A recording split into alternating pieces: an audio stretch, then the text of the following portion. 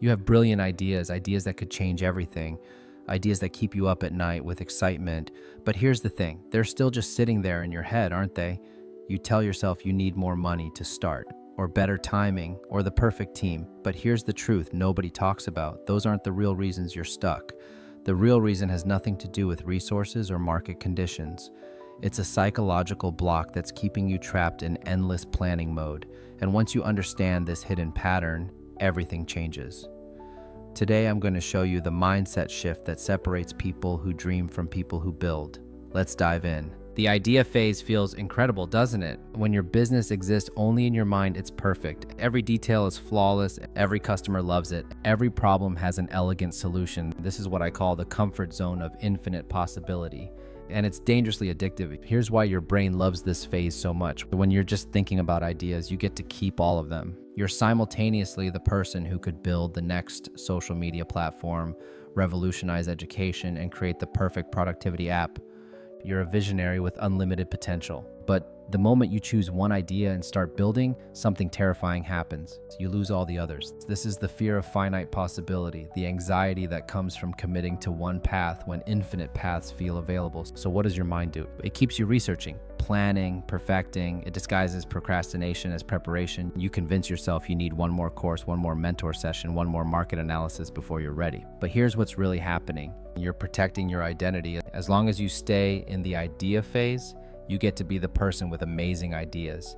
You never have to risk becoming the person who tried and failed.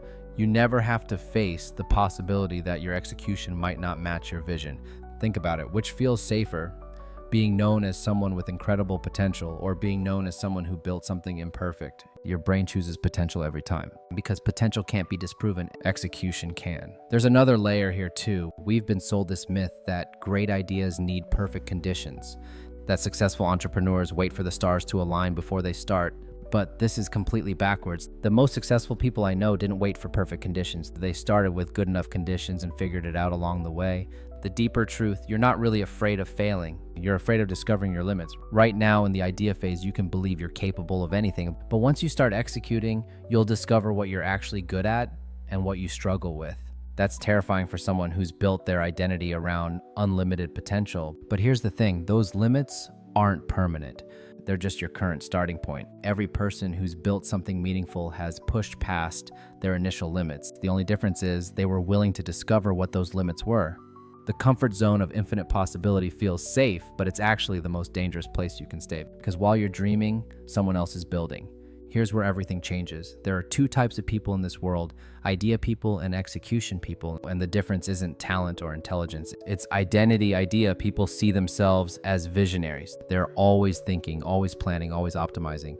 They believe that if they just think hard enough, they can solve every problem before it happens. Execution people see themselves as builders. They know that thinking only gets you so far. They understand that real progress happens when you take imperfect action and learn from what happens next. The truth is you can choose which identity to adopt, and that choice changes everything about how you approach your ideas. Let me introduce you to the 1% rule. Instead of trying to build the perfect version of your idea, focus on making it 1% better each day through action, not through thinking, through doing. This shifts your entire relationship with progress. Instead of needing to be perfect, you just need to be moving forward. Instead of having all the answers, you just need to find the next answer. Here's something that might surprise you. Bad execution beats perfect planning every single time. And I can prove it. When you execute badly, you learn something real about your market, your product, and yourself. When you plan perfectly, you learn nothing except how good you are at imagining scenarios that may never happen. Bad execution gives you data. Perfect planning gives you theories. Data beats theories every time. Think about the most successful companies you know. None of them launched with their final product. They launched with something rough, got feedback, and improved. The iPhone wasn't perfect in 2007. Instagram started as a location app called Bourbon. Twitter was a side project from a failing podcasting company. These companies succeeded because they prioritized learning over perfection. They understood that action creates clarity in ways that thinking never can. And when you're stuck in your head, every problem feels massive, every obstacle feels insurmountable. But when you start taking action, something magical happens. Problems become puzzles to solve, not walls to stop you. Action also reveals opportunities you never could have planned for. You discover customer needs you didn't know existed. You find partnerships you never would have imagined. You stumble onto solutions that no amount of planning would have uncovered. But here's the most important part. Execution builds confidence while ideas drain it. Every day you spend thinking about your idea without acting on it, you're training your brain that you're not someone who follows through. You're reinforcing the identity of someone who dreams but doesn't deliver. But every small action you take, no matter how imperfect, proves to yourself that you're someone who makes things happen. You're building evidence that you can turn thoughts into reality. This is why the most successful entrepreneurs aren't necessarily the smartest or most creative people. They're the ones who've trained themselves to act despite uncertainty. They've built the muscle of moving forward without perfect information. The real-world feedback you get from execution is worth more than months of theoretical planning. Your customers will tell you things you never would have guessed. Your market will behave in ways your research never predicted. Your product will evolve in directions you never imagined. But none of this learning happens until you start. The execution identity isn't about being reckless. It's about being willing to be wrong so you can learn to be right. It's about understanding that your first version doesn't need to be your final version. When you make this identity shift from idea person to execution person, you stop asking, what if this doesn't work? And start asking, what can I learn from trying this? That question changes everything. So how do you actually break free from this cycle? How do you move from endless planning to real progress?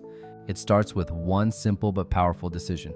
Right now, I want you to choose one idea. Just one, not your best idea, not your most perfect idea, just one idea that excites you enough to take action on. I know what you're thinking, but what if I choose the wrong one? What if there's a better idea I haven't thought of yet? Because here's the truth. There's no such thing as the wrong first idea. There's only the idea you act on and the ones you don't. Your first business doesn't have to be your last business. Your first product doesn't have to be your final product. But your first action has to happen before anything else can. Once you've chosen your idea, I want you to embrace what I call the good enough standard. This is the antidote to perfectionism that's been keeping you stuck. Good enough means your website doesn't need to win design awards. It just needs to clearly explain what you're offering. Good enough means your product doesn't need every feature imaginable. It just needs to solve one problem really well.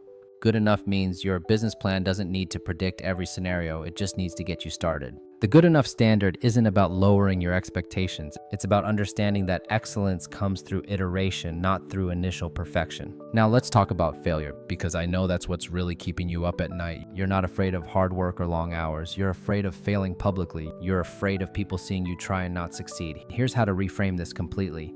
Failure isn't the opposite of success. It's data collection. Every time something doesn't work the way you expected, you're gathering information that brings you closer to what does work. Think of yourself as a scientist running experiments. Scientists don't get upset when their hypothesis is wrong. They get excited because they've learned something new. They know that every failed experiment eliminates one possibility and points them toward the right answer. Your business journey works the same way. Every customer who says no is teaching you about your market.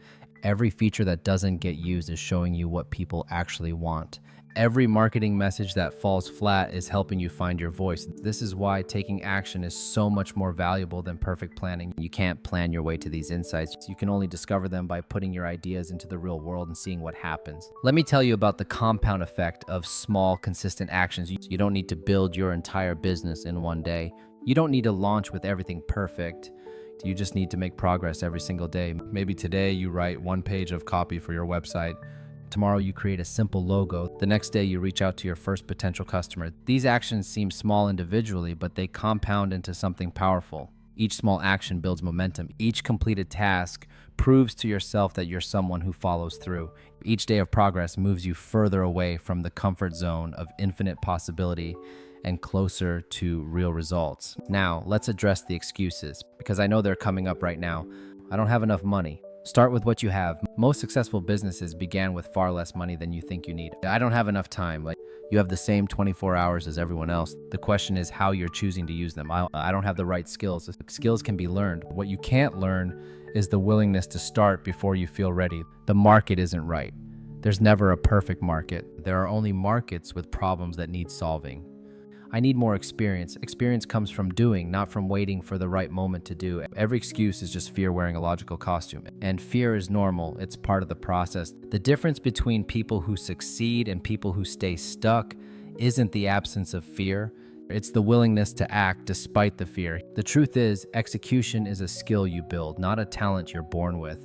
Every successful entrepreneur started exactly where you are right now, with an idea and a choice. Choose action. Choose your idea. Choose to start today, even if it's imperfect. Your future self will thank you for having the courage to begin. If this resonated with you, hit subscribe for more content on building the entrepreneurial mindset that turns dreams into reality.